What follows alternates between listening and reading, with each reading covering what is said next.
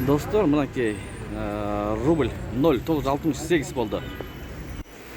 Доллар 89 сом 50 тыйын. Ассаламу алейкум, урматтуу Дон Кабар YouTube каналынын катталуучулары жана алыстан жакындан көрүп жаткан мекендештер. 31 октябрь 2023 жыл Бишкек шаары саат 15:30 карата 3,5 карата курс валюталарды көрүңүздөр. Рубль эртеменкиге караганда анча өйдө көтөрүлүп калды.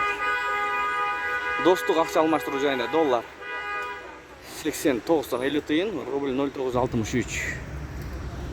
Кут акча алмаштыруу жайында доллар 89 сом 50 тыйын, евро 94 сом 20 тыйын, рубль 96,5 тыйын.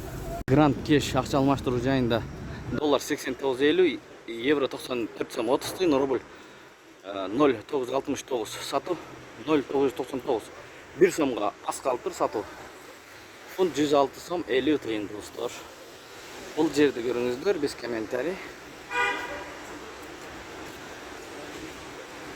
Мына ушундай болду бүгүн курс валют. 97 тыйын 1 сом сатуу. Партнер акча алмаштыруу жайында. Финка банк менен жыйынтыктайбыз туугандар. Доллар 89,30, рубль 95,5 тыйын. Ушу менен видеону аяктайбыз. Сак саламатта туруңуздар. Сиздер менен канал автору Данияр болду. Ой пикир комментарий калдырыңыздар. Начар комментарий жазган бир туугандар четтетилип каналда.